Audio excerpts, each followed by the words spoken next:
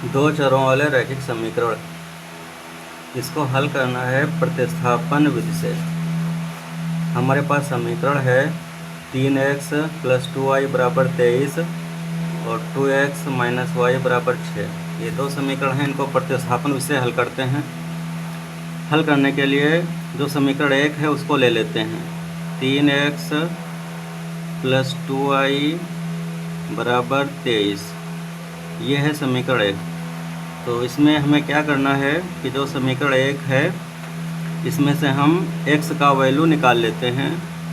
तो ये 3x = 23, ये 2y इधर माइनस का आ गया, तो x = 23 - 2y/3।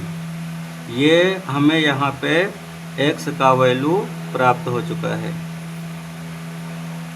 अभी हमने जो x का वैल्यू प्राप्त किया है, इस x के वैल्यू को समीकरण 2 में प्रतिस्थापित कर देते हैं। तो हम यहाँ पे लिख देते हैं x का मान समीकरण 2 में प्रतिस्थापित करने पर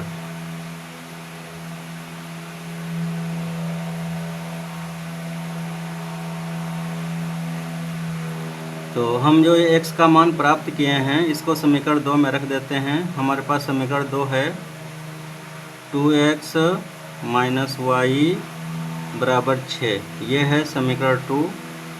इसमें जहाँ पे x लिखा हुआ है वहाँ पे हम 23 - 2y/3 ये प्रतिस्थापित करेंगे। तो ये 2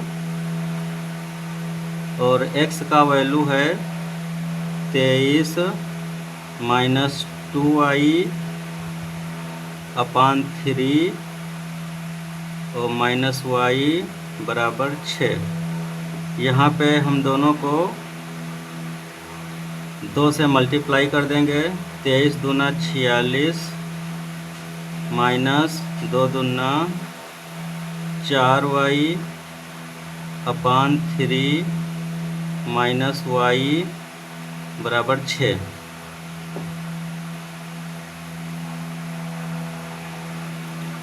अब ये जो 3 बटे में है, इस 3 से y में भी गुणा कर देते हैं और 6 में भी गुणा कर देते हैं। तो यहाँ से 3 रिमूव हो जाएगा। 46 - 4y - 3y = 18। देखिए यहाँ से 3 रिमूव हो गया। हमें यहाँ पे y का वैल्यू निकालना है। तो -4y - 3y ये हो गया -7y = 18। ये 46 प्लस का इधर माइनस में आ गया।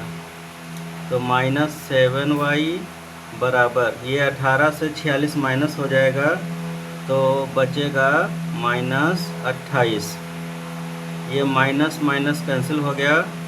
y = 28/7, 7 चौक 28, y = 4।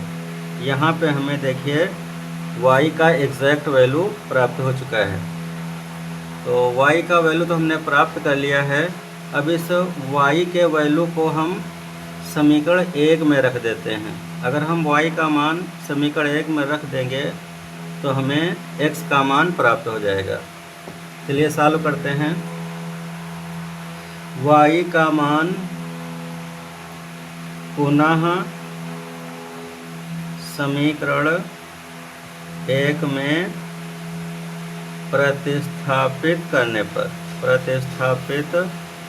पर यह है समीकरण 1। 3x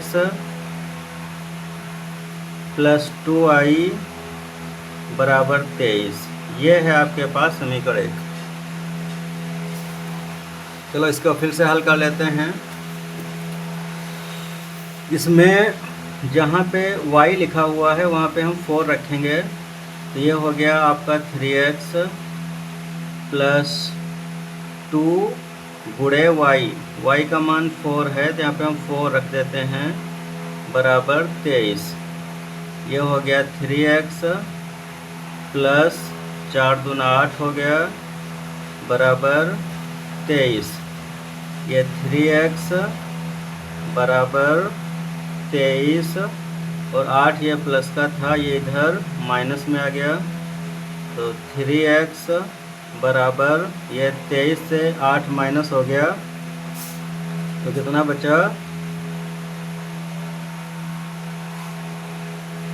5 1 15 बच गया। x बराबर 15, ये 3 ये इधर बटे में आ गया 3 3 एकन 3 3 पचे 15, x बराबर 5। तो यहाँ पर हमें x का वैल्यू मिल चुका है। तो देखिए y का मान 4 आ गया, x का मान 5 आ गया। तो इस तरह से प्रतिस्थापन विषय किसी भी सवाल को हल किया जा सकता है। एक बार हम फिर से देखेंगे। हमारे पास ये दो समीकरण थे, इनको हल करने के लिए हमने पहले समीकरण 1 लिया और समीकरण 1 से हमने x का वैल्यू प्राप्त कर लिया और फिर इस x के वैल्यू को हमने समीकरण 2 में यहाँ पे प्रतिस्थापित किया।